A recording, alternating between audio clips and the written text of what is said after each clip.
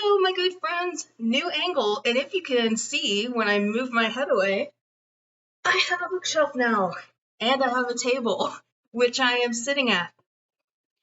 And while I sit at this table, I'm going to give you a book haul. I have 3 stacks of books here, and I actually just realized that this table is really tiny, so I don't know what I'm going to do with the books after I show them to you. But you will see a theme amongst them. Couple fantasy, the rest either historical or historical fiction. I apologize for the background noise.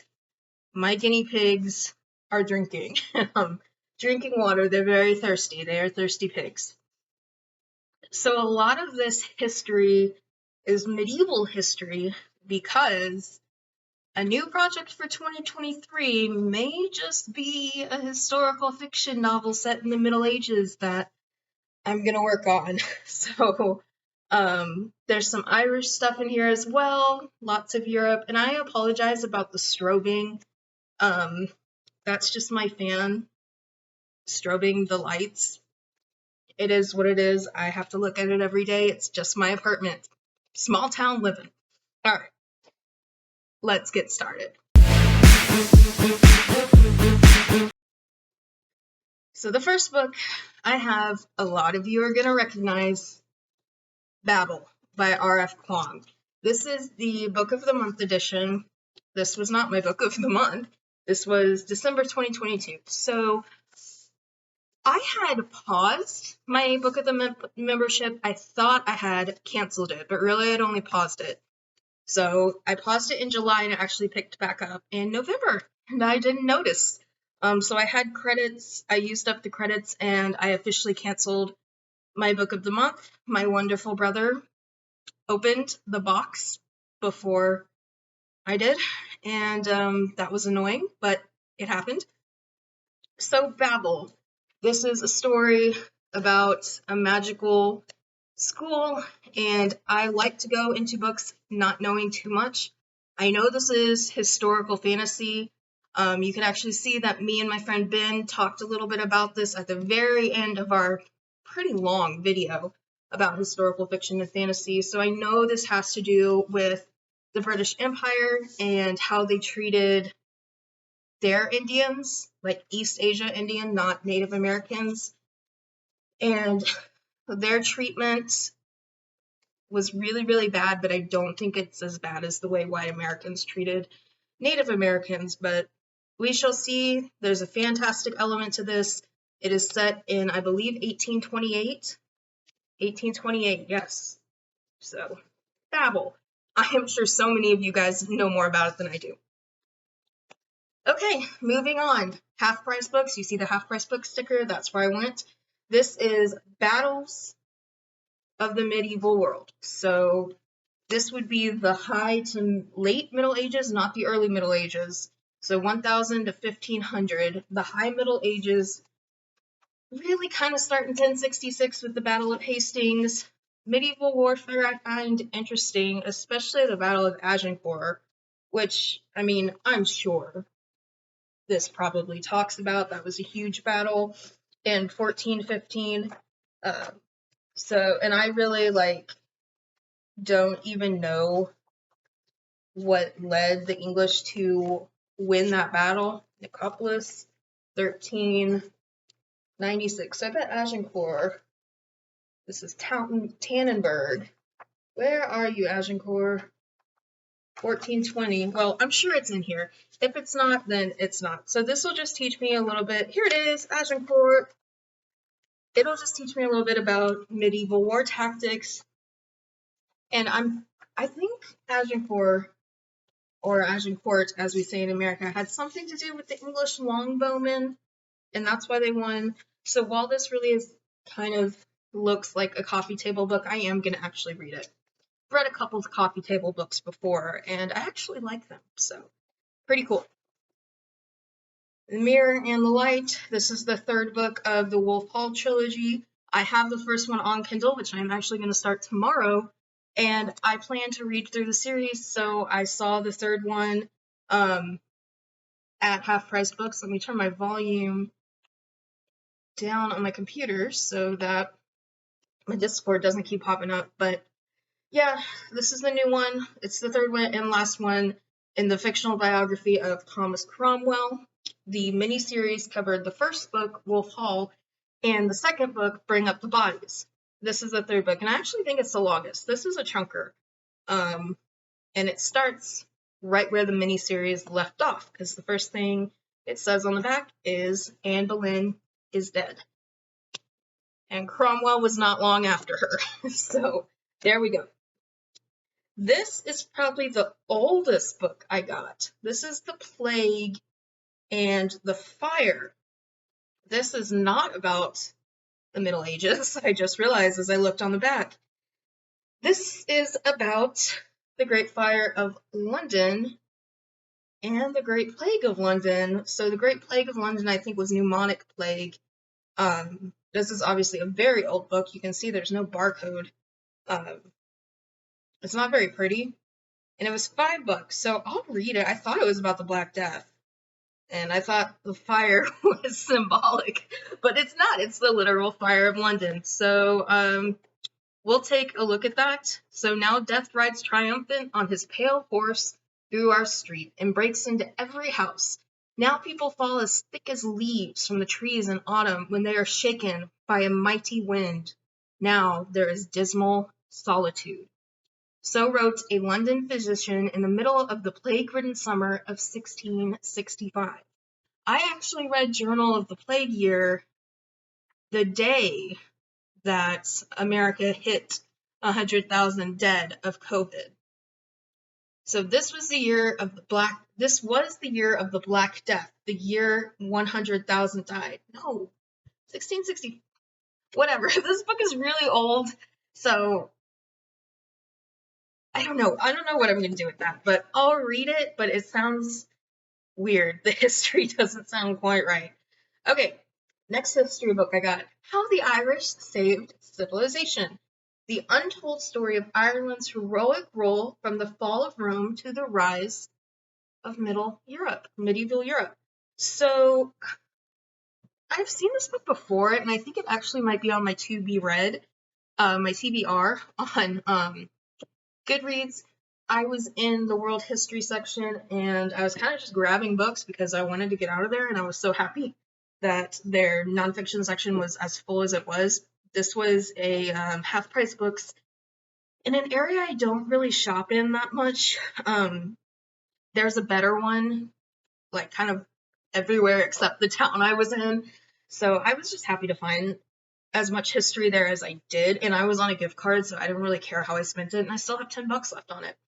So, from the fall of Rome to the rise of Charlemagne, the Dark Ages, learning, scholarship, and culture disappeared from the European continent. The great heritage of Western civilization, from the Greek and Roman classics to Jewish and Christian works, would have been utterly lost were it not for the holy men and women of the unconquered Ireland. Awesome. This one kind of speaks for itself. Viking London. See, there we go. You can there we go.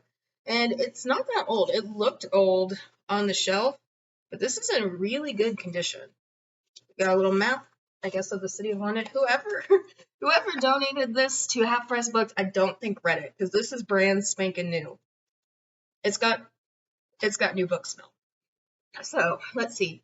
London was reborn in the fires of the Viking Age, transformed by immigrants and natives, kings and commoners, warriors and saints. In this short history, best-selling historian Thomas Williams explores the profound impact of the Vikings on London. Well, there we go. All right, this is the other choice I got from Book of the Month, The Wonder. This was the Book of the Month in October of 2016. Emma Donoghue, favorite author of all time. She's the author of The Pull of the Stars, which is my favorite book of all time. Some of her other titles include Astray, Room, Haven, which I read this year. That's her newest one. Frog Music, and one about World War II that I haven't read. Akin. There we go. So this one actually has a movie adaptation, which I did not know, but evidently my mother, well, not evidently, my mother said she just watched it on YouTube, and not YouTube, on Netflix. She was like, oh my god, this book's so good, it's about faith, and the nurse figures out, and I go, shut up, and don't tell me too much. So, let me see. Liv writes, a young English nurse trained by legendary Florence Nightingale, arrives in an impoverished Irish village with a strange mission. 11-year-old Anna O'Donnell is said to have eaten nothing for 4 months. With tourists thronging to see the child and the press sowing doubt, the baffled community looks to an outsider to bring the truth to light. Liv's job is simple: to stay in the girl's bare room at all hours, watching her. That doesn't sound like it would transfer well to film, just a lady in a room staring at a child. That doesn't, whatever. My mom does not have good taste in movies, so she said she liked it. Who knows? So this was the book of the month for January 2023. What Lies in the Woods. It's a thriller. Naomi Shaw used to believe in magic. 22 years ago, she and her 2 best friends, Cassidy and Olivia, spent the summer roaming the woods, imagining a world of ceremony and wonder. The Goddess Game. The game became an obsession and refuge for the 3 girls. That sanctuary was suddenly shattered when Naomi was attacked. Miraculously, she survived her 17 stab wounds and lived to identify the man who hurt her. The girl's testimony put away a serial killer, wanted for murdering 6 women. They were heroes. And they were liars. For decades, the friends have kept a secret that might be worth killing for, hidden in the forest. But now Olivia wants to tell the whole story. Then she goes missing. And Naomi sets out to find what really happened in the woods, no matter how dangerous the truth turns out to be. I am not a fan of thrillers, but this one actually sounds pretty cool. Female-driven. So pretty cool. And we had a professional development day at work, which basically is just training, and they had books out. Just Mercy, Book Love. Just Mercy is the story of like a botched trial, I think, getting a guy off death row, and then Book Love, developing depth, stamina, and passion in adolescent readers. These 2 books, they were like, here, we have books, you take them. I was like, okay. And so these Crusades, these are books about the Crusades. They're translated. Jan, Swedish last name, wrote a book about a knight going through the Crusades. That's about all I know about this. I think he murdered someone and goes to seek redemption. The Crusades makes a great backdrop for a redemption story. So I got these. It's a trilogy, Crusades trilogy. I'll read it soon. I really like the Crusades. Well, that sounded wrong. I really like the Crusades. I really like reading and learning about the Crusades because, you know how they say, like, soldiers are fighting for freedom? It's like these soldiers thought they were fighting for God, and no, they were fighting for power and land. Kind of like American soldiers now. Okay. The Early Middle Ages. Another really old book, no barcode. So this actually has somebody's name in it. But this is not about the early Middle Ages. It's the High Middle Ages, 1066 to 1307. That's the high, not the early Middle Ages. So maybe things have changed since 1951 when this was published, but again, more medieval history, and it'll be cool to see such old historians what they thought 70 years ago about the Middle Ages. All right, Philippa Gregory, our other Boleyn girl lady. This is the first book of her Tideland series. On Midsummer Eves, Eleanor waits in the church graveyard, hoping to encounter the ghosts of her missing husband and thus confirm his death. Until she can, she is neither maiden nor wife nor widow, living in a perilous limbo. Instead, she meets James. Gosh, is this... Okay, no, it's England. England 1648. I was going to be like, is this another, like, Scottish stud named James? She shows him the secret ways across the treacherous, marshy landscape of the Tidelands, not knowing she is leading a spy and an enemy into her life.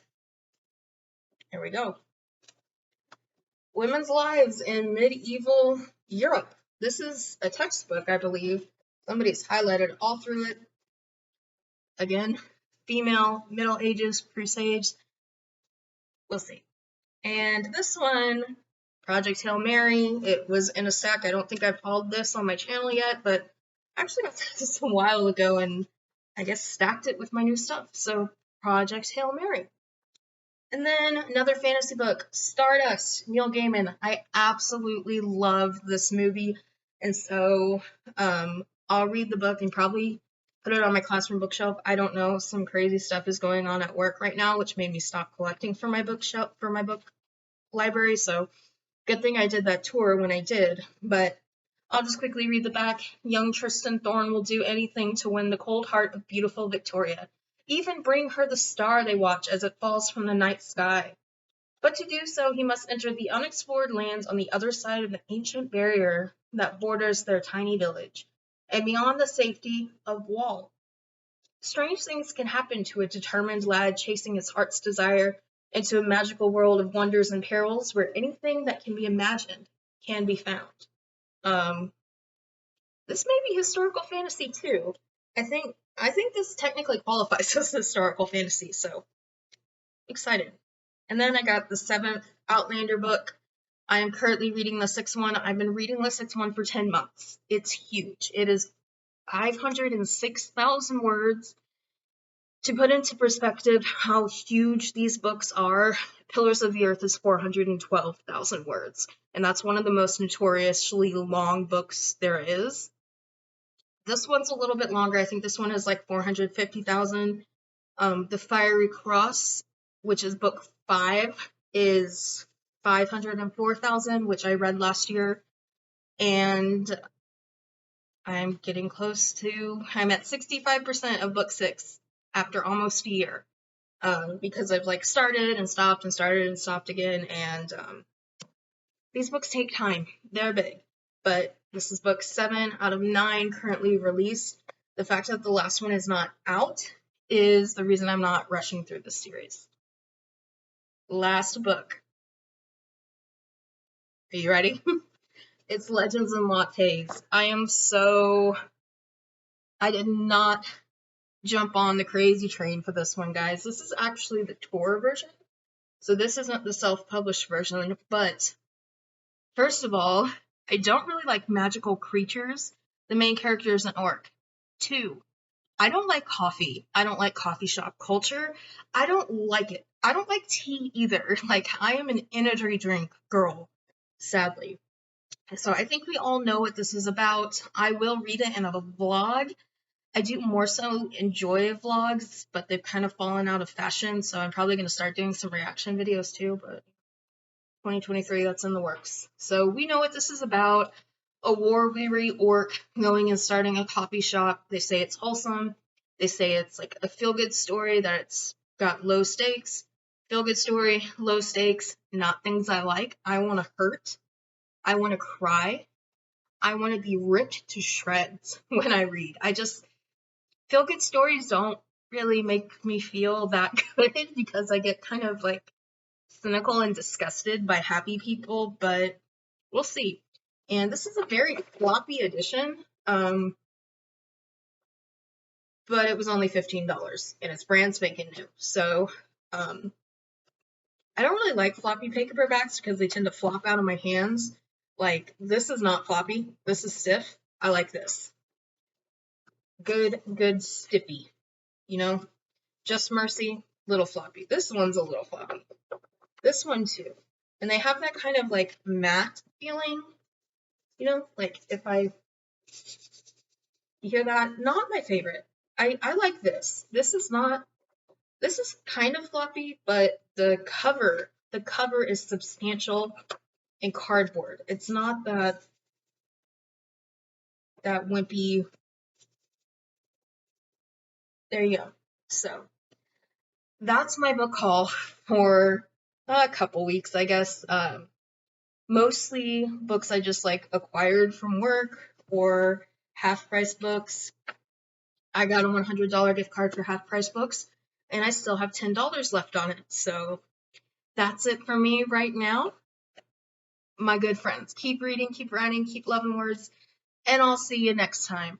Also, you can find my newest short story. I will link it in the bottom down there in Bright Flash magazine. So I have been published again, and it's a one-sentence story based on a town called Abiquiu. Hope you enjoy it. Hope you enjoyed this video. Bye.